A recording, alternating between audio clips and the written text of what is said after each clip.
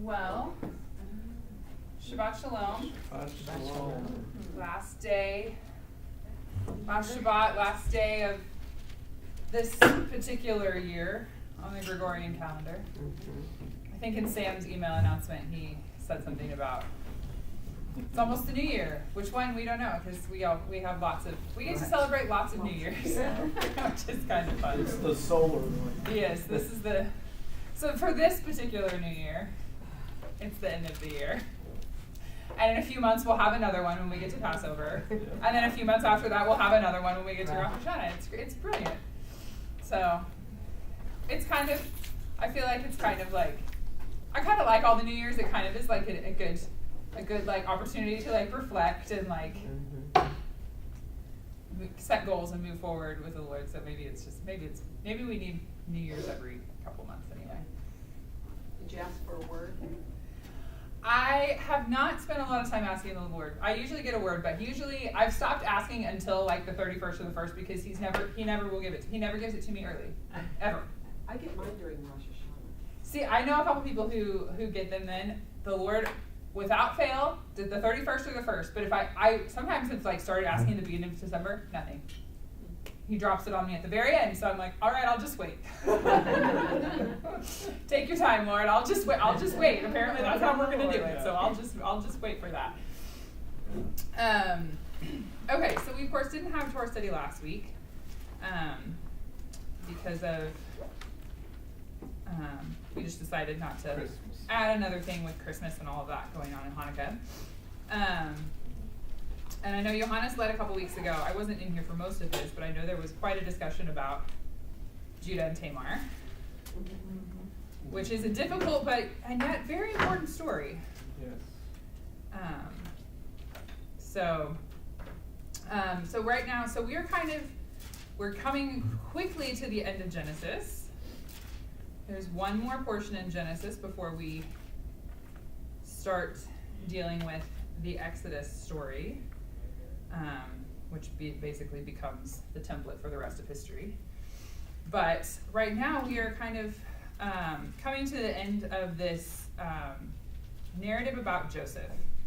And I think that this Joseph story is maybe, I don't know if I should say favorite, but it's maybe one of my favorites, because I can have a lot of this foreshadowing Messiah figures. I think Joseph is fascinating, and I think that his story points toward the Messiah in some really interesting and unique and really fun ways. So I love this story. I said to the couple people before we started, I have not had a lot of prep time this week, so I don't have pages and pages of notes. I didn't get to dig into a lot of commentaries and sources this week, so we're really kind of just going to talk about the text itself this week. So I do kind of want to back up. If we can, I want us to kind of try to cover last week's portion and this week's because it really is like one. I know there's a little bit of Joseph even in the previous, but so I kind of want us to pick up back in Genesis 41, which is the beginning of last week's portion, and just kind of talk briefly through the narrative up through this week's portion. And so as you have questions or comments, feel free to jump in and we'll kind of just explore this together. So we kind of if we pick up in last week's portion, we're seeing where Joseph is in jail. And he's been there for quite a while. Of course, we have this whole thing that happened with the baker and the cupbearer, and the cupbearer is supposed to, when he gets out, he's supposed to put in a good word for Joseph, and he forgets. So Joseph gets to spend an additional 2 years in prison, which is unfortunate. That sounds really unpleasant. And then Pharaoh has these dreams, and so one of the things, I'll kind of preface a couple things maybe about some of the things that we see come up a few times in these portions. So of course Pharaoh, we know the Egyptians are pagan, worshiping not the God of Israel, worshiping lots of pagan gods. And so we see lots of talk about divination and fortune tellers and all these kinds of things that we all kind of go, oh, this is bad news. And it is. And yet what I want us to notice about some of this is like Pharaoh's, I think Pharaoh's reaction, or maybe not reaction, but Pharaoh's, inclination when he has these dreams of what to do and how to find out their meaning is immediately to go to some kind of divine source. We know that it's the wrong one, which is of course where Joseph comes into the story, but it demonstrates something that I just wanted to point that out because we talk a lot in Torah study about the ancient understanding that the physical and the spiritual are completely integrated. There's no concept for separating the two, and we, in modern Western thought, have a hard time integrating that a lot of times. We have something that we have to learn. It's not part of our, it's not as prominently a part of our culture and worldview. And so I just want to point that out to see, like, Pharaoh immediately knows this is something supernatural, and that's where he needs to look for his answers of what these dreams are. So, of course, he has the dreams. We have the 7 cows, the 7 healthy cows and the 7 ugly cows. The ugly cows eat the good ones, and we have the same with the corn. And in 41 verse 8, this is speaking of Pharaoh, when he wakes up and it says, but in the morning he was disturbed in his spirit, so he sent and called for the fortune-telling priests of Egypt and all its wise men, and Pharaoh told him his dream, but no one could interpret it. So, again, that's what I was just saying, is he's looking for, he knows there's something spiritual about this, and he's looking for that. But no one can provide an answer. And I did read a little bit of Dennis Prager's commentary about this, and his suggestion is, like, it's not necessarily that they gave him no interpretation, they just didn't satisfy him.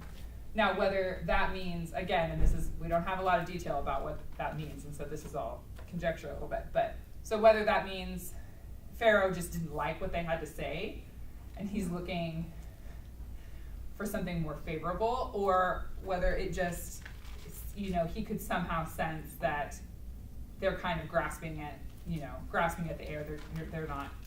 They're making stuff up. They don't really have any true interpretation, which is probably true.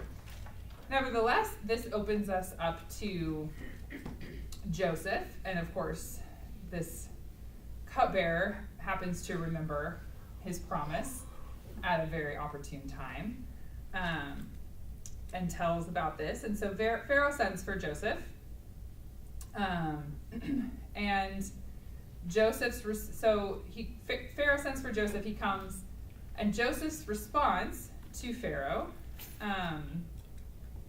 when Pharaoh says that he has this dream, is, and this is verse 16, it's not within me, God will answer shalom for Pharaoh.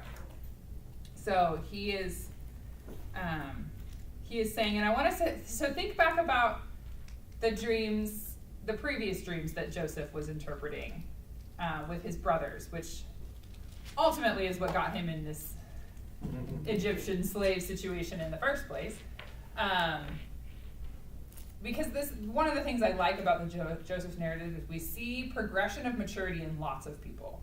Joseph, of course, is one of them, because he was a little bit arrogant in how he talked about the previous dreams with his brothers bowing down to him and all of these things. Of course, he was right about it, and he remembers that and realizes what's happening later on in the story when his brothers come.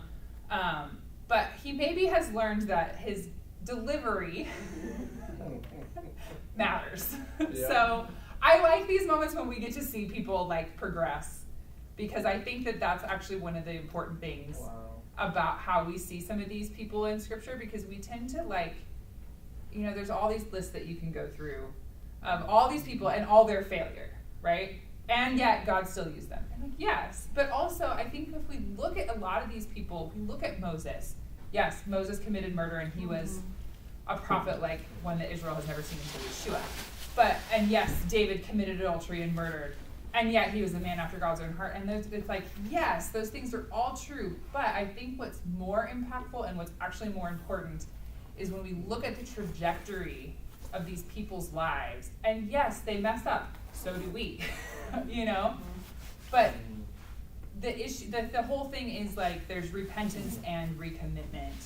And we see maturity happening. And I think that's one of the things that we see so well with Joseph is, you know, he was like, you know, maybe a teenager, and he's like, hey guys, you guys are all gonna serve me. And, you know, he's kind of like ignorant little brother. But now he's like, life has been a little real to him, and he's been in Egypt, and he's been in prison, and he's maybe learned some things along the way. And so that's one of the things I like about this, yeah. When you're saying the maturity thing, I mean, there's only really two characters that we get to see in this whole thing that we can see a progression of maturity and responsibility, and that's Judah and Joseph. Mm-hmm. I mean, we get to see, I think one of the things I like about this story, because it is the longer story, we do get to see more than we got to see other people from childhood mistakes to an Right. adult maturity. Right. You get to see Judah, who didn't start out well either. Right. And you get to see in this storyline where he's grown up and Mhm. taking responsibility, and he's matured also. Right. So I like the fact that you do get to see, and I think it's cool that the two that you get to see that in are two very predominant lines Yes. throughout Scripture. Yes. Yes. Judah and Joseph's story. Yeah.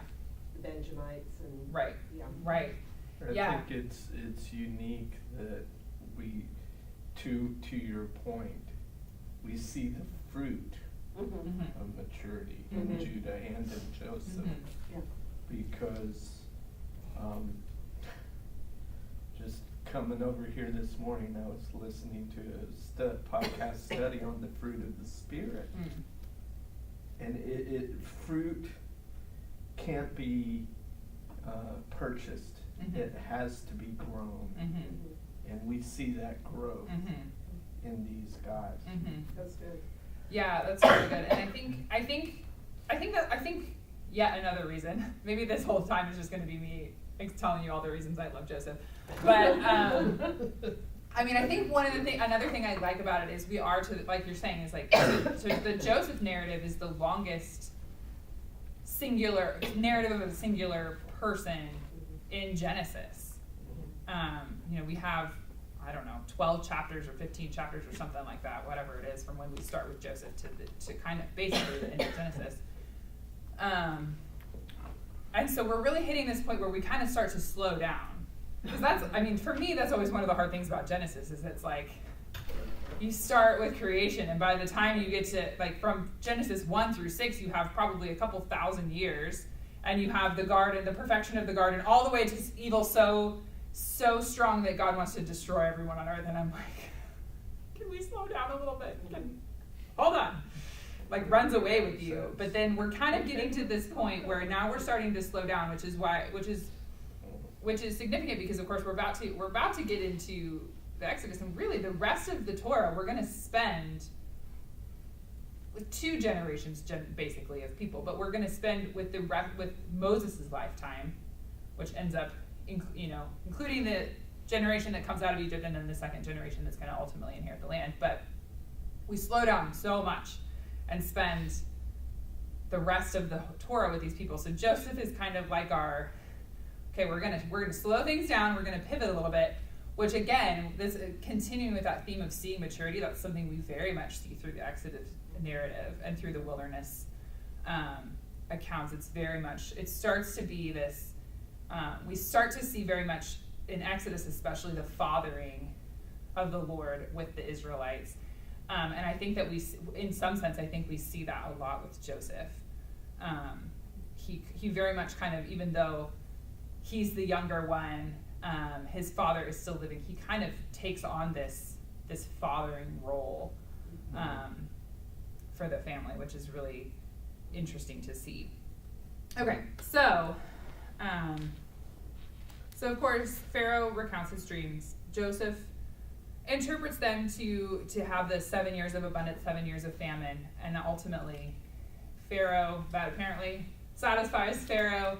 he puts Joseph in charge of basically the land of Egypt, because he's sensing something in Joseph that is different than what's in all of his priests and whoever that he's gone to in the past. So, of course, everything that Joseph had said that God was showing him happens. So then we get to chapter 42, and his brothers, most of his brothers, arrive. So of course Benjamin doesn't go because Jacob has not learned that he shouldn't play favorites yet. And what's more is he's afraid he'll lose another He's afraid, son. yes. So. Yeah, I was reading something I was reading, and I'm trying to remember all the details of what it said. It was a really interesting perspective on Jacob. Because really, Jacob kind of got everything that he wanted, but he didn't get it in the way that he wanted it. And it actually caused him probably more heartache than happiness. Because he wanted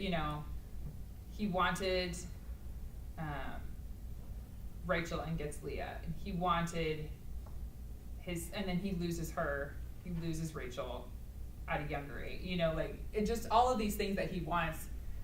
He loses Joseph, and he kind of loses all of these things, but he's still, I don't know. It was an interesting perspective on Jacob that he actually did get everything he wanted, but he got a lot more, and actually, so it's this whole bittersweet. Is it worth it? Is the means to an end worth it? In some sense, which is kind of an interesting perspective on Jacob, but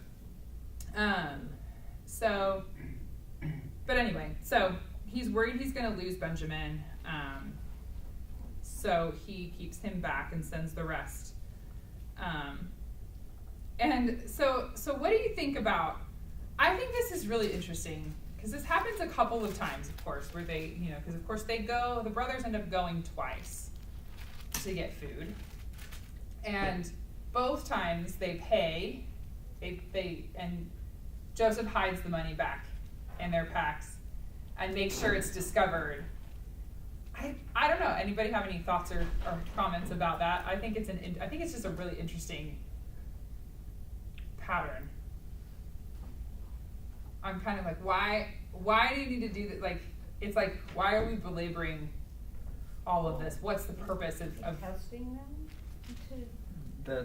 That's what I've been taught, and what I've understood from the context is that Joseph is testing the heart of his brothers to see, one, do they even regret what they've done?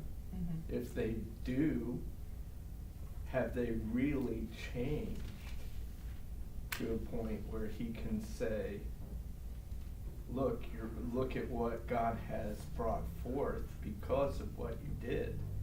And it goes into the moment ultimately where he declares himself to them and says, what you meant for evil, God meant for good. Mm-hmm. So I think in a lot of ways, Joseph is, through these situations,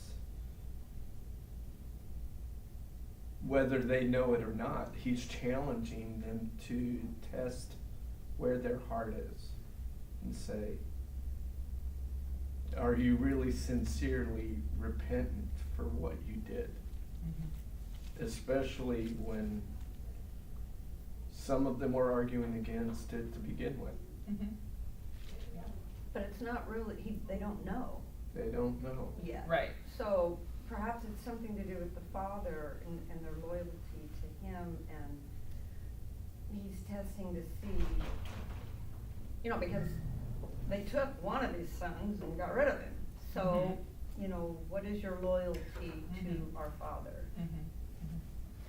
I think perhaps ultimately, because Joseph is a type and shadow, that it is to reveal God's mercy, mm-hmm. that yes, what they did was wretched and horrible, but in the end we're going to see this beautiful picture of mercy, which Jewish people who don't yet know Messiah are going to see when Yeshua is revealed. So perhaps something to do with that. Yeah. My spin on it's a little different. As far as not taking the money, if you jump, of course, ahead to chapter 45, I feel like at this point in time, Joseph knows exactly why he's where he's at. Because he's pointing out, and I had another, like from the Net Bible, it said it even cooler, but it talks about God sent me ahead of you to ensure a remnant in the land and how to keep you alive for a great escape. And so to take that money, I feel like would in a sense with Joseph negate why he's there. He knows that he's there when he says, I'm here to preserve the remnant. Basically, I'm here to save my family. So why would I take money from my family if the reason the Lord put me here is to save you guys? So sending it back, there is also that aspect of the Savior thing in there, because we see later people have to start paying for stuff. Right. So if he takes it now, when things get really hard, I don't know if he'll be able to continue to play favoritism while he's putting all the Egyptians into slavery after they've sold off everything. But I just feel like at this point in time, he's trying to set up I'm here to be your savior. I'm not your savior if you have to pay for it. We don't have to pay for the salvation. He's there to be their savior. He's not going to take the payment. And that the mercy of God is not something that's owed to us or that we purchase. It's freely given. Yeah. Yeah, I definitely think that's true. I definitely think it's, Joseph's, even just from a family sense, he knows this is his father's money. He's not gonna, and he loves his father, regardless of, what nasty things his brothers might have done.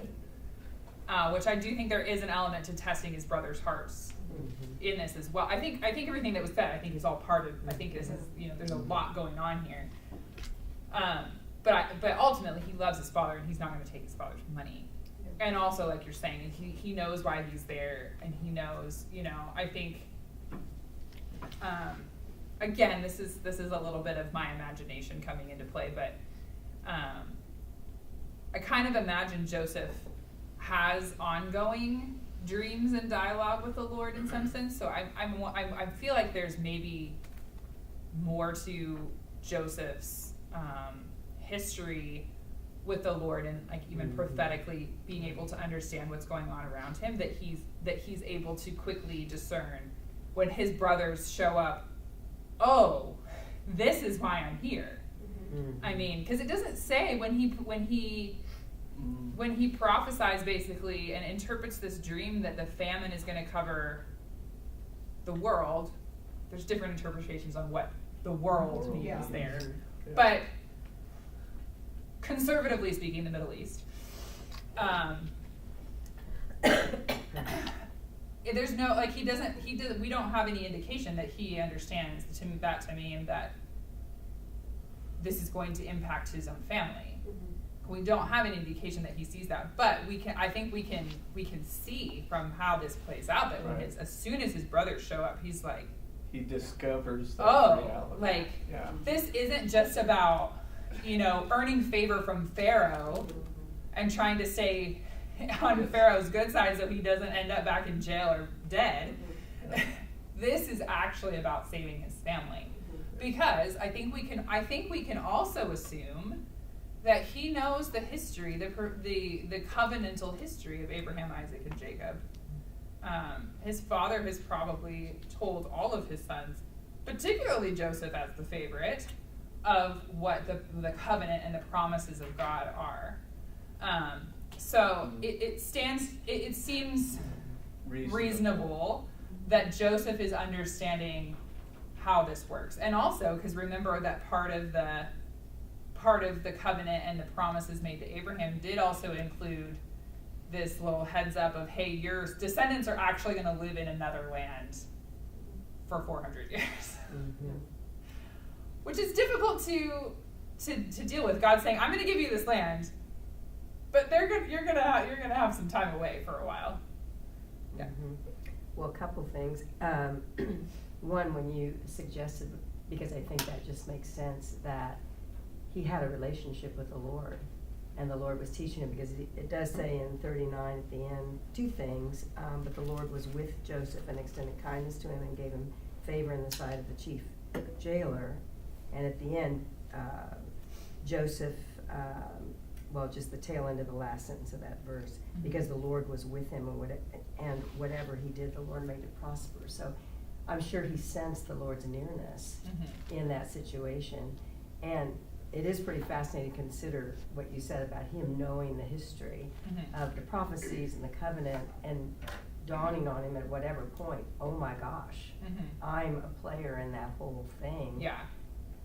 Pretty amazing, you know. Yeah, and again, another thing that I tend to like to emphasize is that God is faithful to reveal himself to each generation.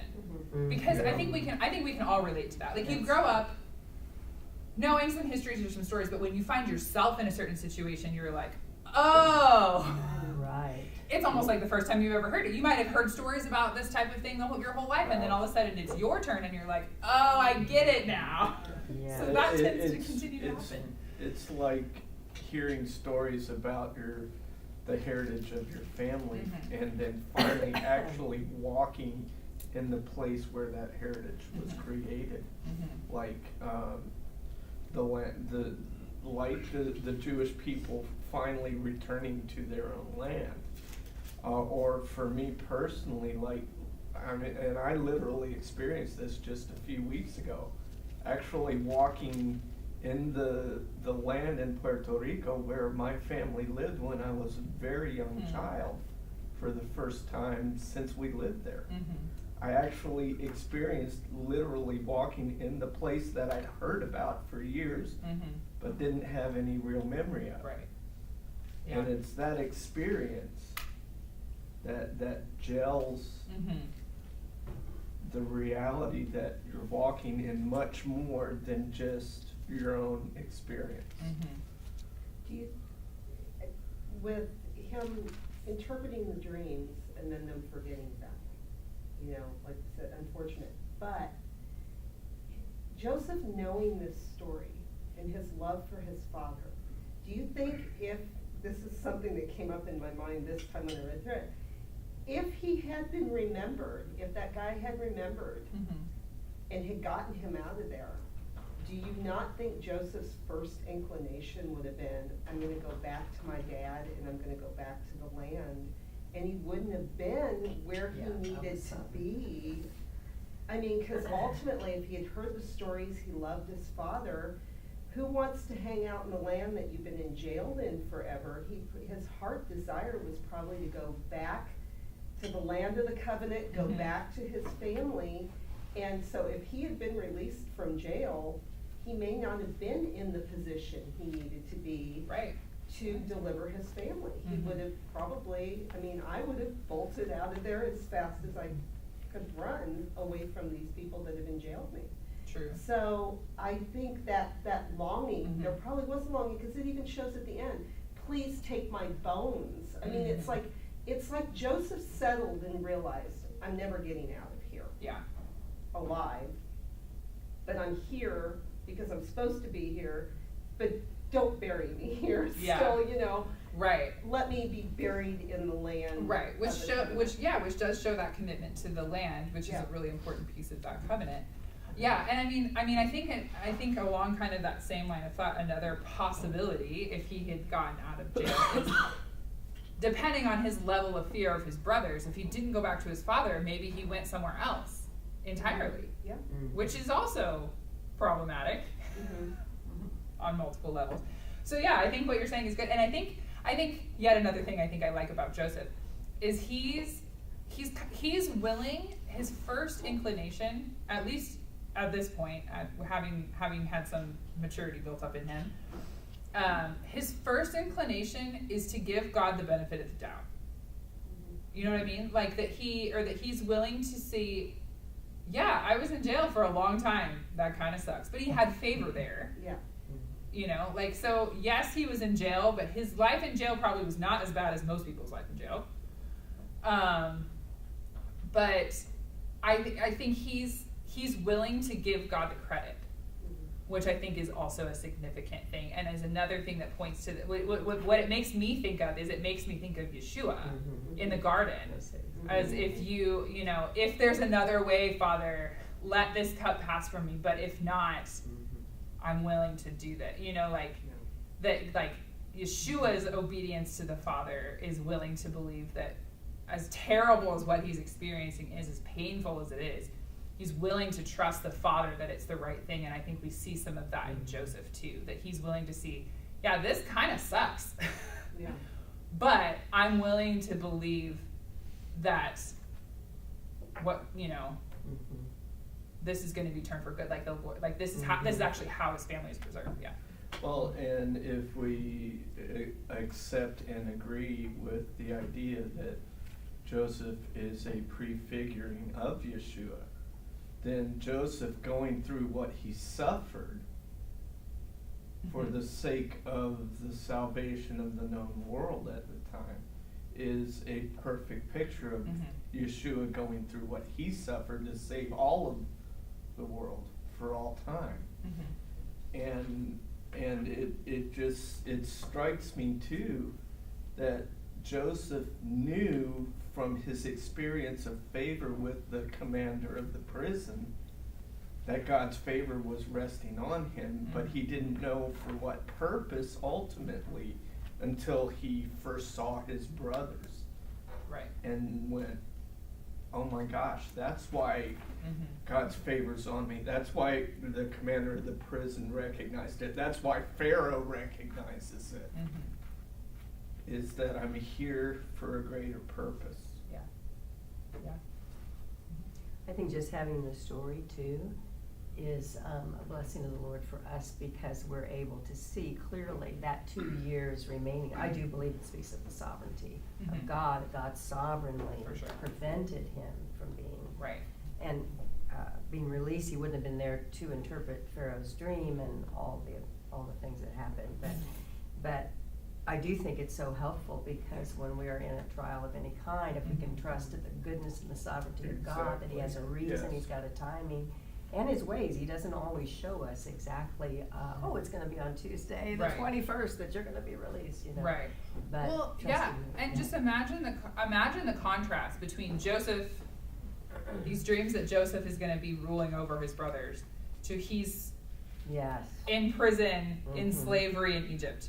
Those are really different realities. They're extremely You know, which is extremely like, different. I mean, and it's those moments, which is again why I'm saying I think Joseph is so, and I imagine he very much did doubt what was Yeah. going on when he was in the Had middle some of that. questions, right. But my perspective about doubt is that doubt is actually really important for faith, but that's probably a different conversation for a different day. But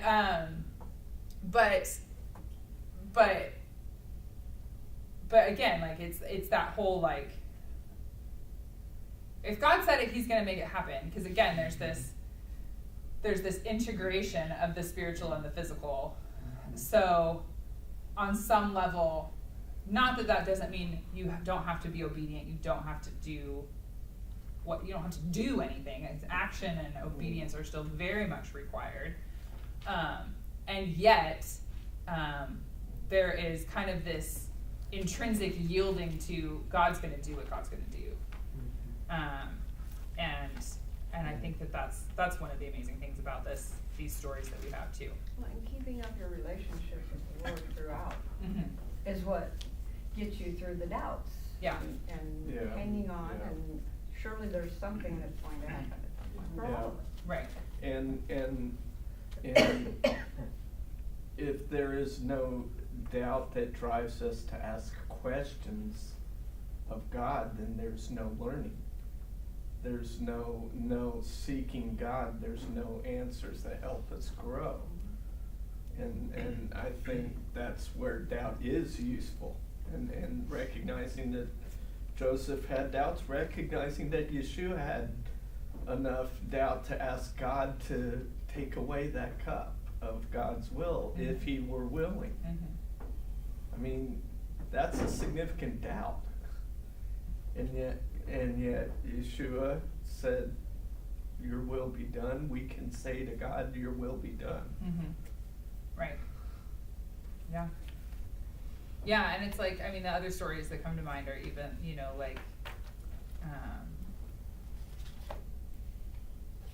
Shadrach, Meshach, and Abednego, you know. God's going to save us, and if not, he's still good. And Esther, I was made for such, and if I perish, I perish. If I was made for such a time as this, all the, you know, all these different things. It's like, that's kind of the history of Ruth. Israel. Yeah. I mean, we could just go through the whole Bible and you know, But they're so we could just good. keep going. Absolutely. Yeah. Okay, so I wanted to keep moving here a little bit. Okay, so Judah.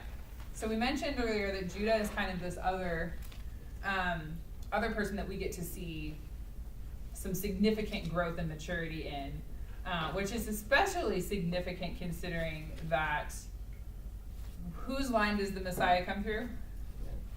Judah. So Judah is pretty important. Judah, this is through all of these events is basically how Judah and the tribe of Judah becomes effectively the firstborn status. He is very much not the firstborn, but he takes on this role and ultimately to the point of that the Messiah comes through him. And so we get to 43. We have kind of this negotiation between Judah and Jacob where Judah's like, they're like, we need food. And the only way to get it is to go back. But the requirement for that is that Benjamin goes. And we've already talked about that Jacob has a pretty high level of fear about that. Yeah. But Judah's response to that, and of course he's, Jacob is blaming them. Like, why did you tell him you have another brother? Why did you even say that? How did you know? You brought so much grief on me because you told me. Yeah, which of course is a little bit more of Jacob it's kind of like Being Jacob. a little dramatic, aren't we? Casting blame, playing the victim. Jacob kind of has this tendency to play victim, which is not one of his best character traits, but Yeah.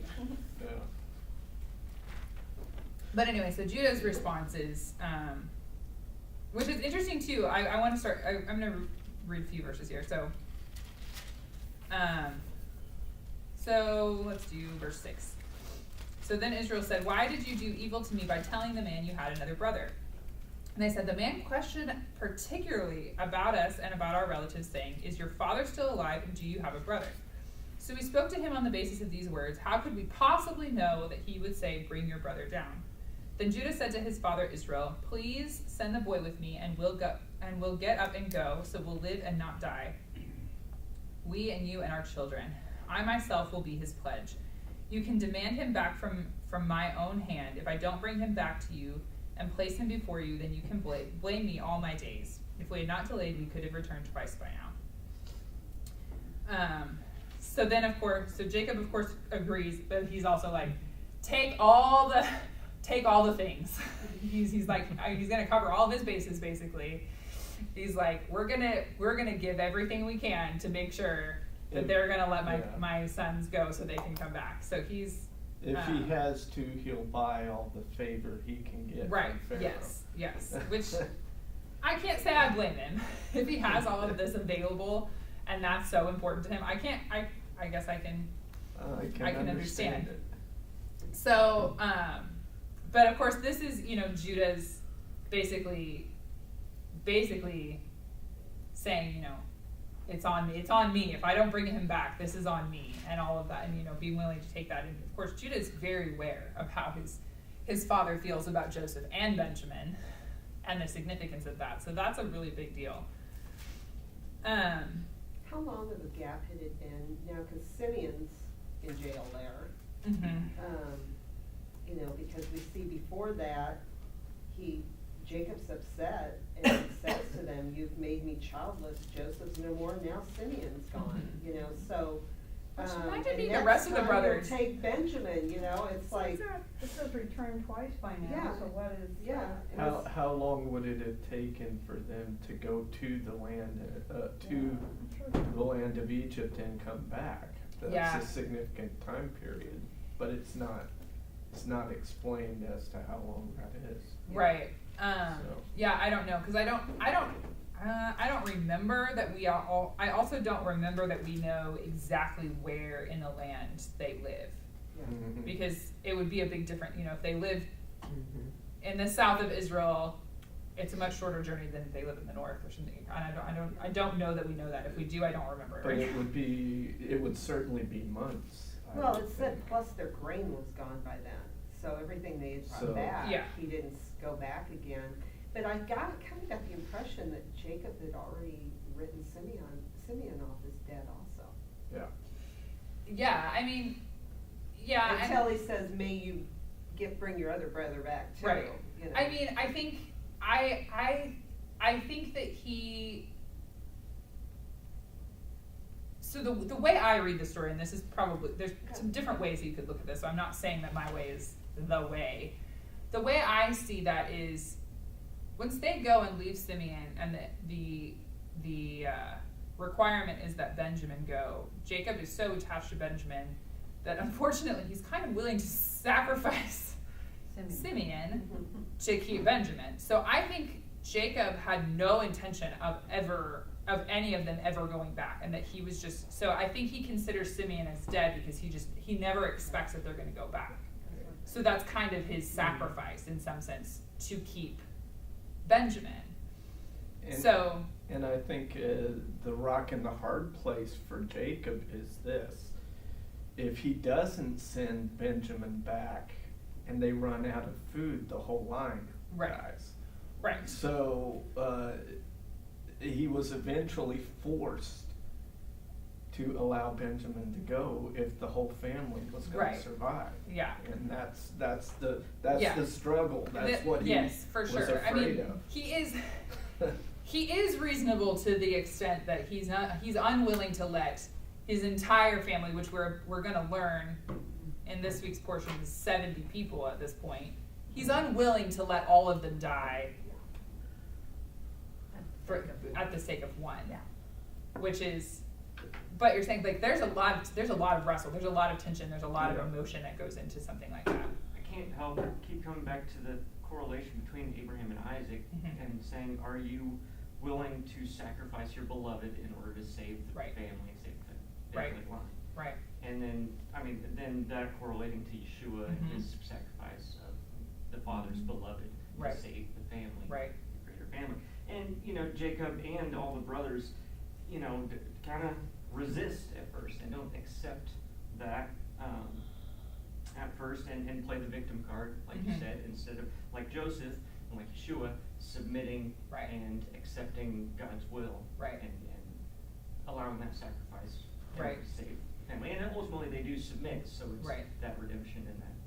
Right, but it's very much this very human struggle, right? Of like, I think on one level, again, this is why the Torah is so fascinating, is we can identify our own human struggles in this, because they don't, like, we know the story, we know the whole story, they are living it, and so it's like, I can see, like, I can feel the wrestle with Jacob of, if I send all of my sons down there, I might never see any of them again. Not to mention, I mean, not just because of who knows what Joseph is going to decide, but travel is so dangerous in the ancient world and takes so long. And I don't know, could probably find some estimates of the length of time it took them to make this journey. But the famine lasts 7 years, so all this is happening somehow inside a 7-year period. So I don't know. So between the first and second trips, maybe it could be a year or 2 or 3. I don't know.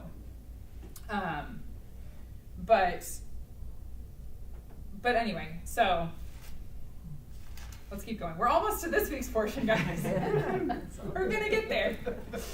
Yeah. But anyway, of course, we have this beautiful story coming up that they return, they bring Benjamin. along with all of the money for this time, the money from last time, all of the gifts, they bring all the things. And of course, this is like another one of those, like, they have no idea. They could come completely empty-handed, but with Benjamin, and that would be enough, but they don't know that. So of course, and we have Joseph's very emotional response to seeing Benjamin. He's so overcome that he has to leave the room. He serves them this feast, which must have been very confusing to them, honestly.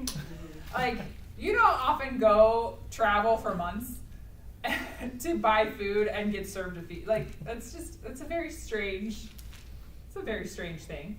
Part of me is like, did you guys not think something was up here? Like, he asks all these specific questions the first time they go. They come back and they get this big feast. It's like, and then of course we have this kind of repetition of this. Joseph gives back to them all the money, and this silver cup, which is what's interesting about this silver cup, and I don't want to chase this rabbit too far, but I do think it's interesting, is that when he places the silver cup in Benjamin's bag, basically, and then has them find it, has his servants find it as they're leaving, and he says even that he uses this cup to discern by divination, and it's like, hold on. Yeah. Wait a minute. You're not supposed to do that stuff. But, so I think there's a couple of options for what that means. I bring this up just because I think it's really interesting, and I think it also I think it also reinforces this. It's important to understand that progressive revelation, that you can't necessarily take, we could go flip to the verses in Leviticus that say, you shall not do all these things, and read them back onto this and be like, well, this is really inconsistent. And it's like, it's actually not. God is progressive in how he reveals story. And also, like, this is one family serving God in the whole world at this point. And there's a lot of spiritual things that are going on. And so we see a lot of mixture. We saw a lot of mixture even with earlier in the Jacob narrative, with when they were leaving and Rachel takes her father's idols. There was mixture there. So it's all this to say, and also Joseph is living, he kind of has to, in some sense, if he's, Pharaoh's second in command, he has to kind of, I don't want to say play the game, but kind of play the game, Well, he has to play to the misconceptions that his brothers have of him being Egyptian. True. Yes. Because they don't know it's Joseph. They Right. don't know it's him yet. So I think that's at least to my mind, the reason why Joseph's servant says what he says to the brothers, that he uses this cup to discern by divination, because quite possibly even that servant doesn't understand how Joseph actually hears the voice of God too. So he's just saying what seems sensible, and the brothers don't know it's Joseph. Right. Yeah, and so I think all that comes into play, and it's really interesting too that he ends up saying, they come and they're like, we don't, basically, we don't know how this happened, but we'll pay the debt, basically, of being your slaves. But he says in chapter 44, verse 17,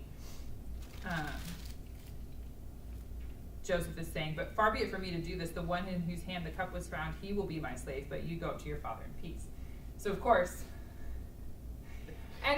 he knows how his father must feel about Benjamin having come, how big of a deal that must have been. Yeah. And then we get to see even more of this beautiful redemption of Judah, because Judah's like, listen, I can't go back without him. I have basically sworn my life away to return Benjamin back to him.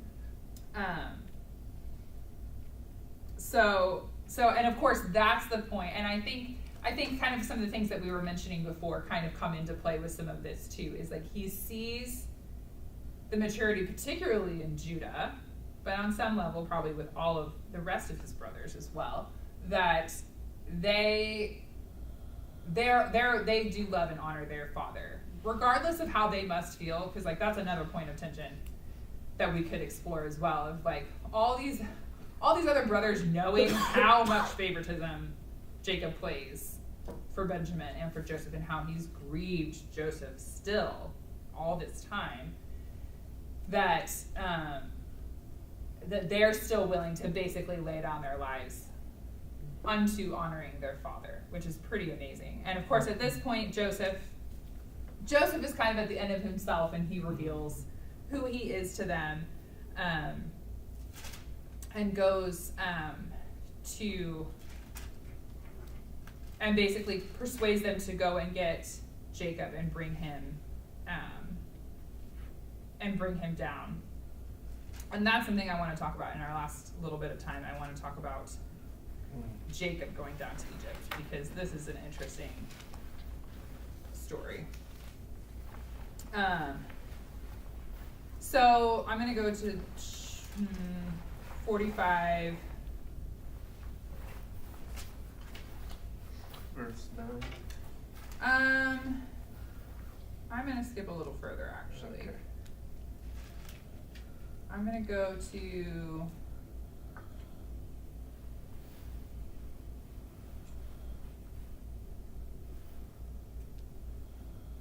We're going to go all the way to 25. Okay. So he's sending them back. He sends all these gifts to Jacob, basically. He gives Benjamin, of course, lavishes upon Benjamin all these things, which is Of course. whatever. But so verse 25. Then they went up from Egypt and came to the land of Canaan, to Jacob their father. And they told him, saying, Joseph is still alive, and he is ruler of the whole land of Egypt. His heart went numb, for he did not believe them. But they told him all of Joseph's words that he had told them. And when he saw the wagons that Joseph had sent to pick him up, the spirit of their father Jacob was revived. Then Israel said, Enough, my son Joseph is still alive. I must go and see him before I die. Mhm. So I think this is so interesting. I don't know. I think the line, the phrase that his heart went numb when he finds out that Joseph is alive is so interesting. Because I think it's a very human response. Is that even though this is like the best news, he's probably dreamed of this news for his whole life, that to actually hear it is like, how this can't be really real. This can't be real. This is too good to be true. Right. It's like we have this it's like a defense mechanism in us that like when the best thing ever happens, it's kind of like, can I trust this? Is this real? Yeah. But then of course they continue to tell him, and he sees everything that was sent and quickly decides to go. And so I want to get into this next little section here. Is there any significance that in verse 28 it then says Israel? Mm-hmm. It's been Jacob all along kind of here, and then it says, then Israel Yeah. said. It tends to switch back and forth. At this point, I think it switches there because of what comes next. Okay. Yeah. Because Yeah, so then Israel. because his name was changed with the wrestle, and means the one that wrestles with God, and he's about to wrestle with God again. Okay, It's yeah. Yeah. figuratively speaking, of course. He doesn't have the same encounter. Do they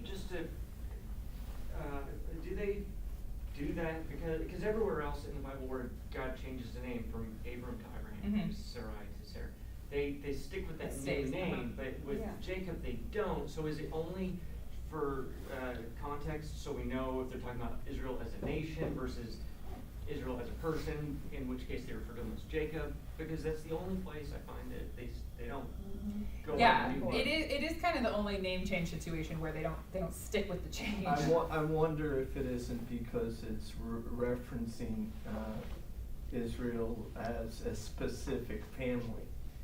Yes, I because, think that's probably part of it.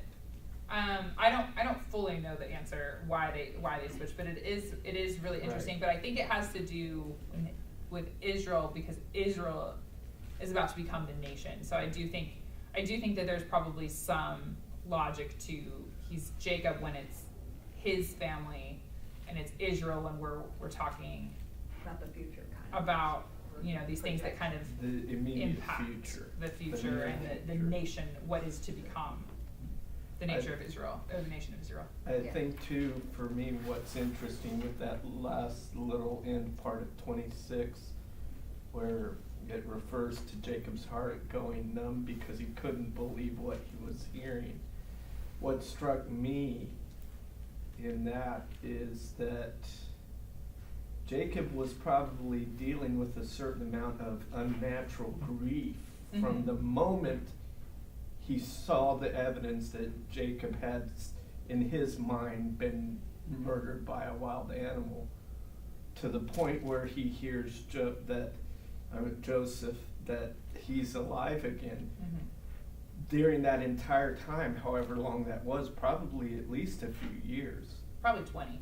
well, however long it was, he was dealing with grief he couldn't let go of. Mm-hmm. And that's why his heart was numb, and so Yeah. he can't possibly believe Right. Joseph's alive again. It's Yeah. not possible Yeah, I until think he sees the evidence. I definitely think that Jacob struggled with what we would now call complex grief. Yeah. Grief is actually something I've studied a lot. I know that probably sounds strange, but grief is really interesting. It The is. way it impacts people is very interesting. Absolutely. And they say that if you're that deep grief, I mean, grief doesn't actually ever leave you.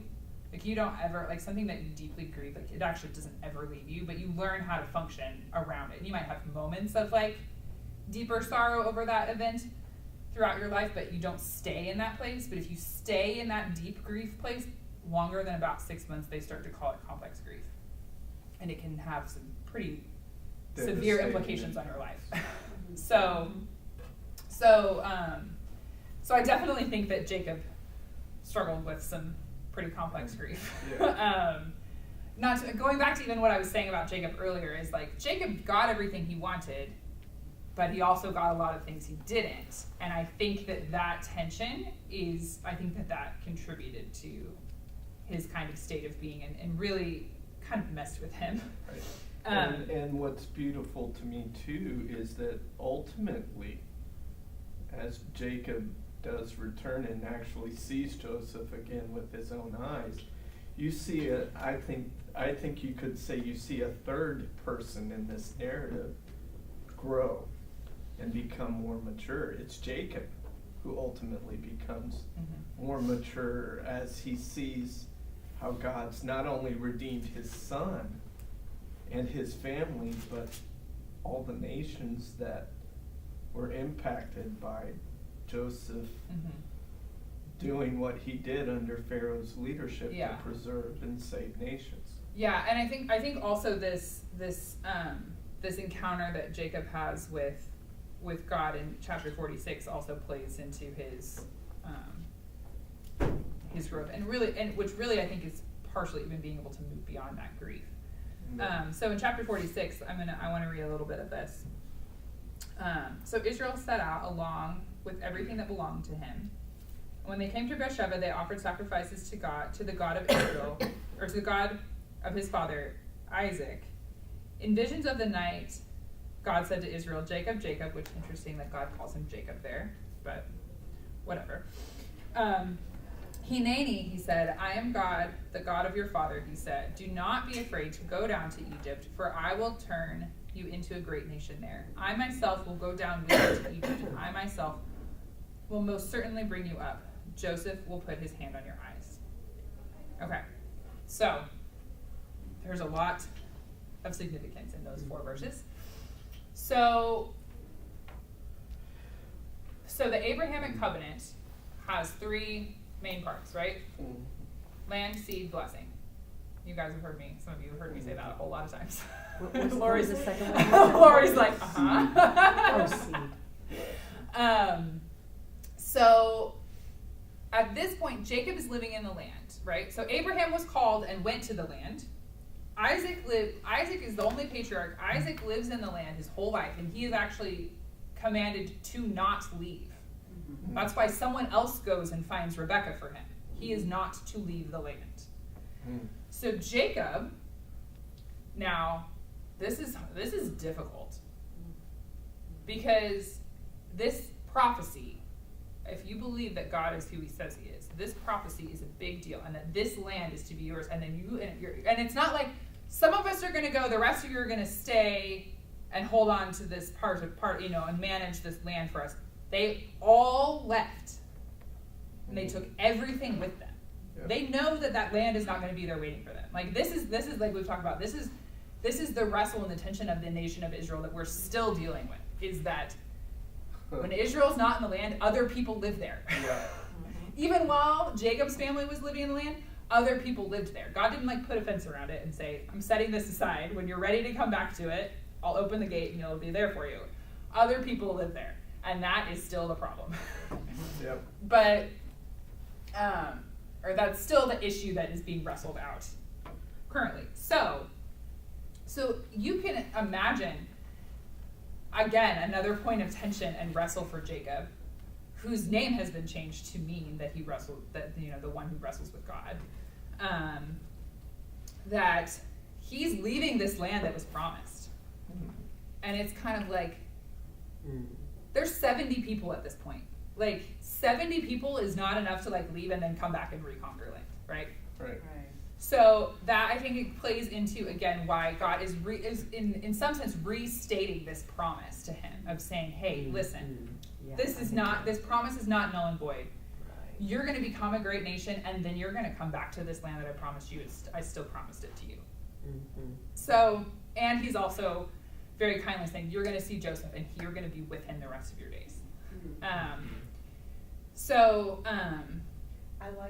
I find it interesting. He didn't, when he tells Abraham about this in Genesis 15, he's very specific.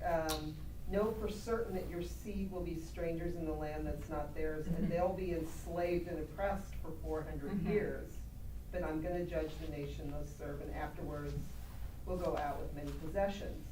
Here, it's kind of like the mini version of just saying, I myself will go down with you to Egypt, and I myself will bring you back up. We're not going to talk about the 400 years of slavery and, Right. It's just kind of like he's reiterating, okay, now's the time. Right. Without going in which the Lord's gracious to this, without saying, oh, and by the way, it's going to be really nasty for 400 years. He doesn't do that, but to me, it's like this wink or this nod at, if the fathers have been telling their sons what they're supposed to do, okay, now's the time. I'm doing this thing that I told Abraham I was going to do. Mm-hmm. If they knew the history of the covenant, which they were taught, what they should have been taught. Which we're believing that they did. Right. Yeah. Right. But we know the Lord knew it.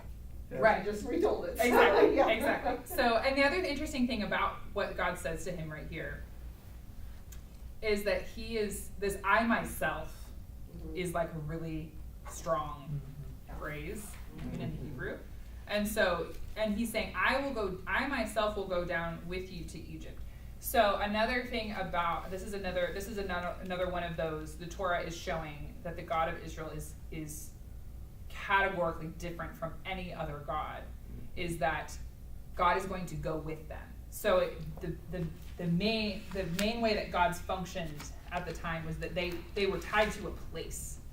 So God is basically reassuring them that other people would have assumed, I'm leaving where I live, I'm leaving the God that's there. That God stays there, and I'm going to go and be under another God. And God is saying, no, because he is Elohim, he is God, he's the creator God, he is God of all the earth.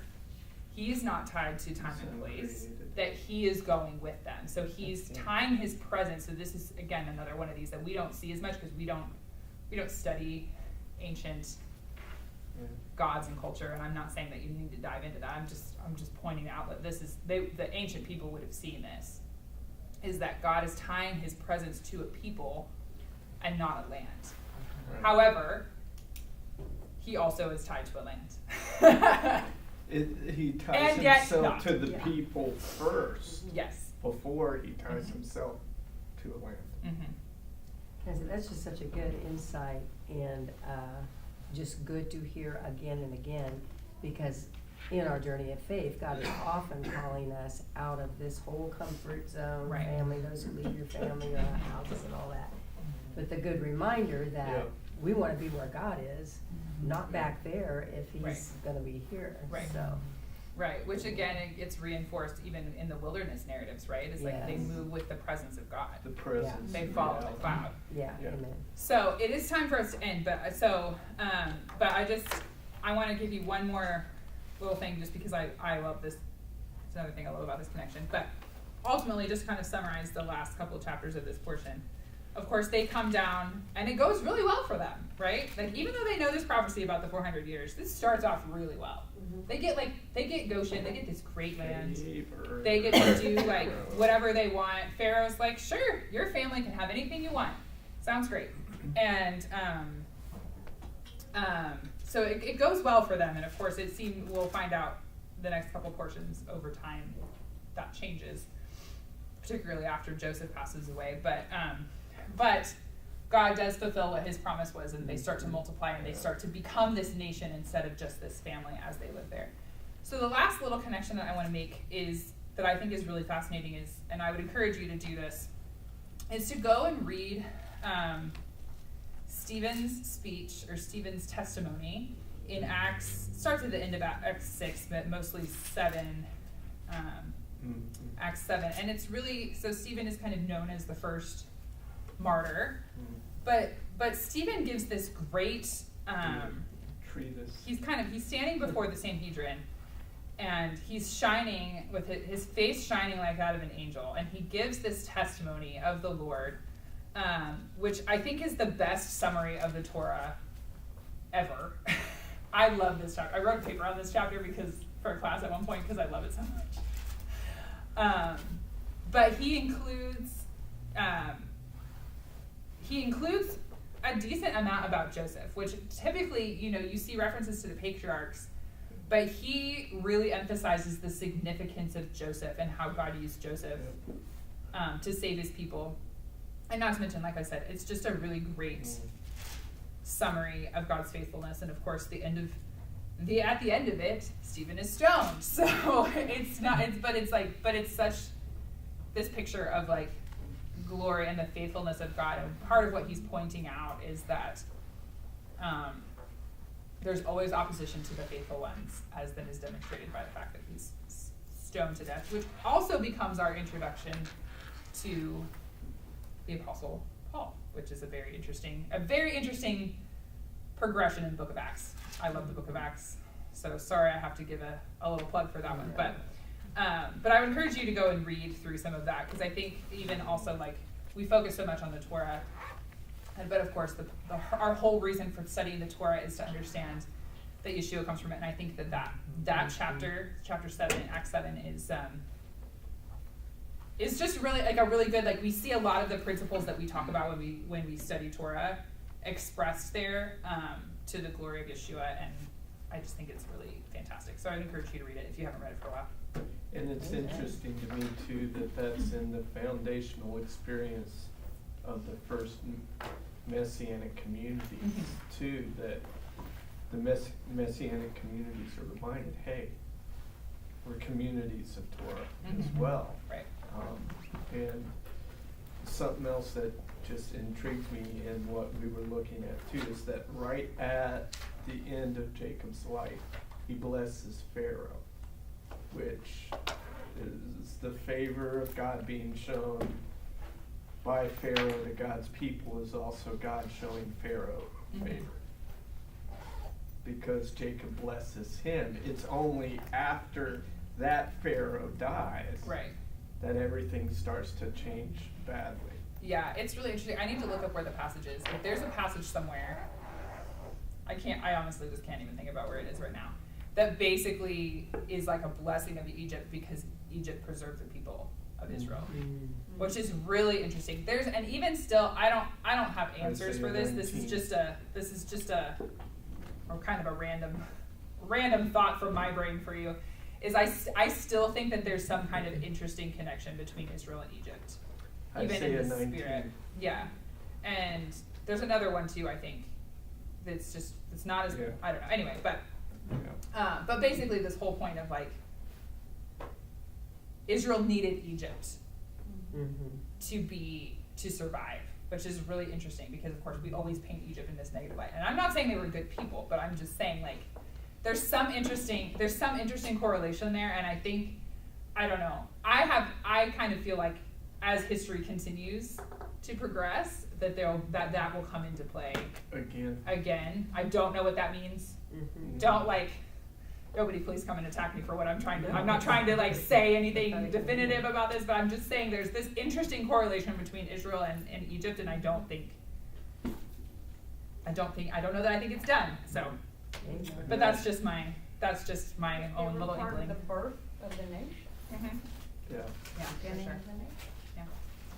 Thank you very much.